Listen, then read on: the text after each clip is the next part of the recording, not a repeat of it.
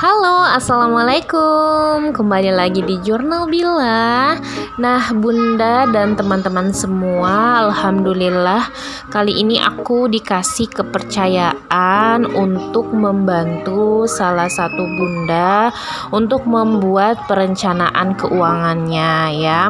Nah, tapi sebelum kita lanjut, jangan lupa buat teman-teman yang baru pertama kali hadir di channel aku, jangan lupa kalian bantu dukung aku dengan cara kalian bisa subscribe bagi yang belum subscribe, dan jangan lupa kalian harus aktifin lonceng notifikasinya supaya kalau ada video-video terbaru dari Jurnal Bila kalian gak ketinggalan ya.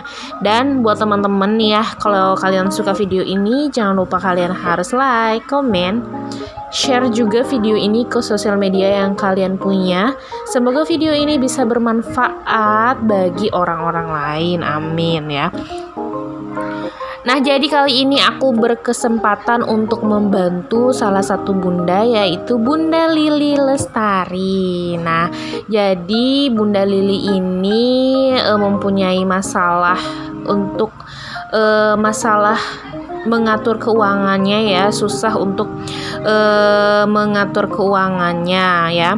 Nah, jadi di sini aku mau membantu, semoga aja ini bisa bermanfaat dan sedikit memberikan gambaran ya buat Bunda Lili Lestari. Jadi mohon maaf banget kalau video ini itu masih banyak kekurangan. Nah, jadi di sini sebelumnya Bunda Lili udah kasih tahu ya. Bunda Lili ini dari Samarinda dan penghasilan Bunda Lili dan suami ya, karena bundanya juga ini kerja. Jadi pak suami mendapat pendapatan atau gaji itu setiap 2 minggu sekali ya. Jadi 2 minggunya itu gajinya adalah 1.800.000 ya. Nah, jadi untuk 1 bulannya berarti suami dari Bunda Lili itu mendapat gaji sebesar 3.600.000 ya. Nah, karena Bunda Lili juga ini kerja, jadi Bunda Lili juga mempunyai penghasilan ya. Nah, tiap bulannya adalah sebesar 1.200.000 ya.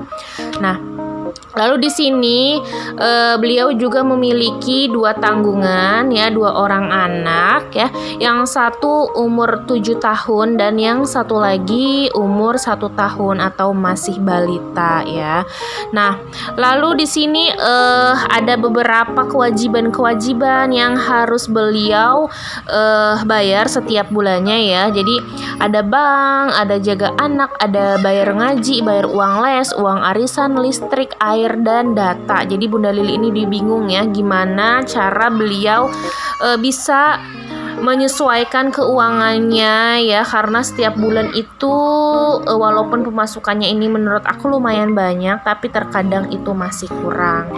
Nah, jadi di sini untuk membantu gampang untuk membagi-bagikannya, aku bagikan dalam beberapa persen ya. Nah, ini yang pentingnya. Jadi di sini aku bagi investasi sebesar 10%.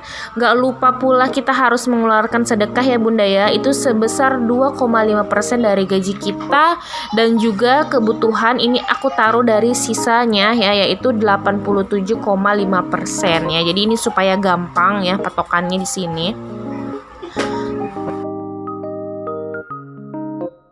Nah, jadi di sini investasi ya, investasinya itu 10% dari pendapatan, sedekahnya 2,5%, dan kewajiban dan kebutuhannya itu aku taruh sebesar 87,5% ya.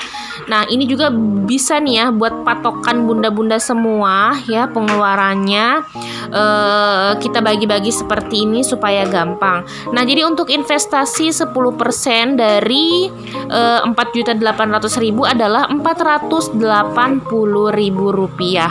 Nah, untuk investasi ini sendiri itu aku bagi menjadi 2 ya Bun ya, yaitu tabungan utama sebanyak 300.000 dan dana darurat sebesar 180.000.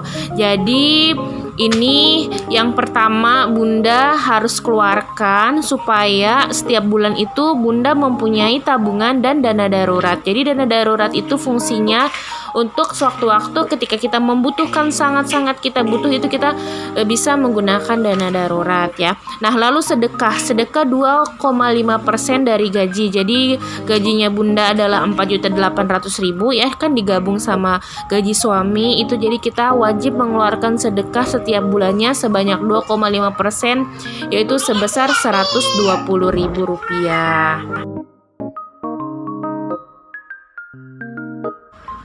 Nah, selanjutnya untuk kewajiban-kewajibannya, ini kewajibannya itu cukup banyak. Jadi kewajiban adalah sesuatu yang memang sudah paten harus dikeluarkan setiap bulannya, nggak bisa diubah-ubah lagi ya.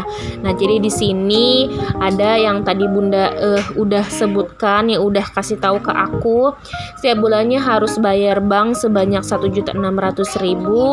Lalu karena anaknya Bunda Lili ini dijaga oleh pengasuh gitu ya, jadi Bunda Lili setiap bulannya harus membayar 400.000 aku keluarkan juga di sini. Nah, kewajiban yang lainnya adalah bayar uang pengajian anak ya sebesar 75.000. Ada juga di sini bayar les Rp120.000. Nah,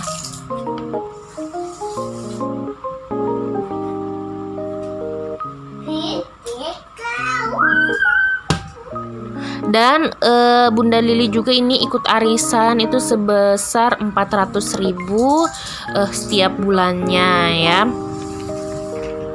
Ada juga listrik, ini listrik yang wajib ya dikeluarkan setiap bulan sebesar 200.000 ya.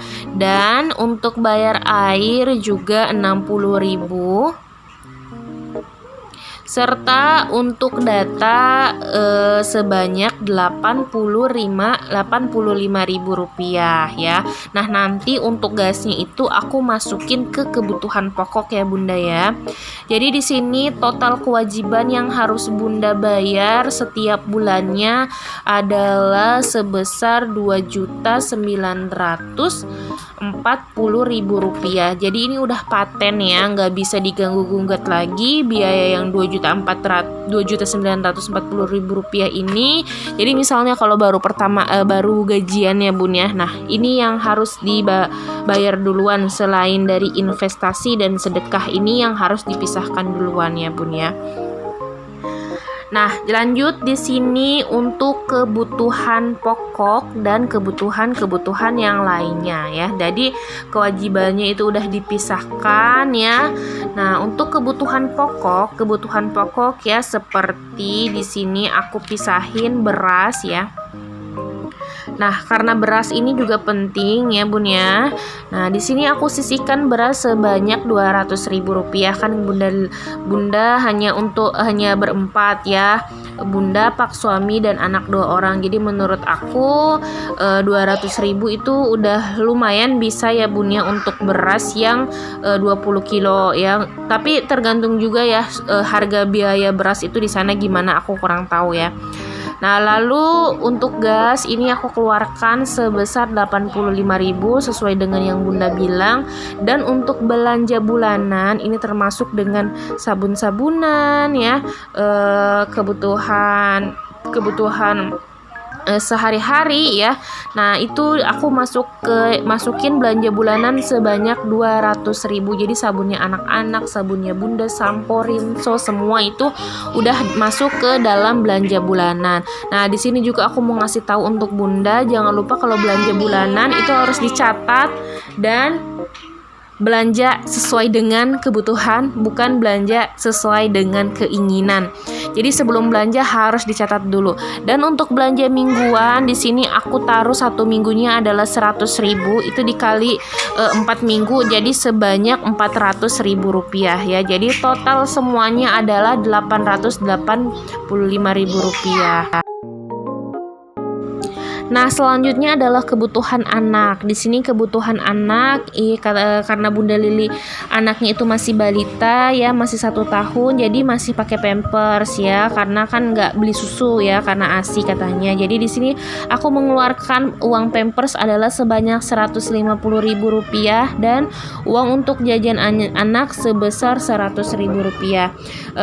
Kata beliau anaknya yang 7 tahun itu masih minum susu tapi kadang-kadang ya, jadi menurut aku kalau misalnya makannya bagus, makannya itu nggak pilih-pilih ya, boleh lah ya dikurangin susunya. Jadi di sini aku ganti aja untuk uang jajan mereka.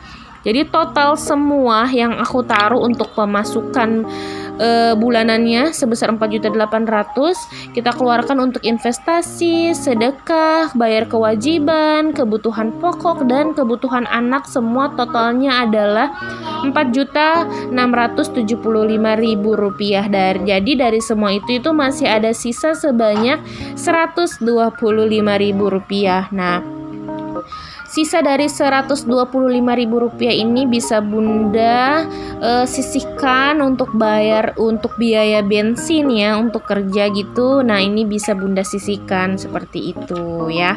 Nah, lalu di sini aku juga mau ngasih tahu ke Bunda ada beberapa dari semua ini yang bisa Bunda tekankan atau Bunda turunkan ya. Jadi di sini contohnya arisan ya. Arisan ini menurut aku Rp400.000 setiap bulan, wow ya, karena di sini aku udah contohin ke Bunda, Bunda bisa menabung sebanyak Rp480.000 per bulan ya. Jadi kalau misalnya arisan diselesaikan dan di-stopkan, itu menurut aku itu lebih bagus lagi ya, uang simpanan Bunda itu lebih banyak ya. Untuk les juga ya, les misalnya kalau ya memang kalau Bunda itu butuh untuk anak les itu nggak apa-apa ya. Tapi menurut aku kalau kita orang tua bisa mengajar anak sendiri itu malah lebih bagus ya Bunda ya. Jadi kita punya rasa quality time sama anak ya. Nah, untuk belanja bulanan 200.000 ya. Menurut aku misalnya kalau bulan ini masih ada kebutuhan yang utuh atau belum habis, itu bisa Bunda skip ya. Dan sisa uang belanjaannya itu bisa ditabungkan atau bisa disimpan untuk kebutuhan lainnya. Untuk belanja mingguan juga seperti itu. Di sini aku saranin untuk Bunda supaya bisa food prep ya. Jadi belanja mingguan lalu disimpan selama 1 minggu. Usahakan tidak makan di luar ya. Mau kerja bisa bawa bekal ya, seperti itu. Dan untuk jajan anak itu bisa Bunda kurangkan. Oke, terima kasih. Mungkin sampai di sini aja penjelasan dari aku, semoga bisa bermanfaat buat Bunda Lili Lestari ya. Mohon maaf banget kalau masih banyak kekurangannya. Nah, jadi buat bunda-bunda dan teman-teman semua yang ada masalah keuangan, aku mudah-mudahan bisa membantu kalian ya. Kalian bisa DM di Instagram aku atau komen di kolom komentar. Terima kasih banyak dan sampai ketemu lagi di video-video Jurnal Bila yang selanjutnya. Assalamualaikum warahmatullahi wabarakatuh. Bye-bye.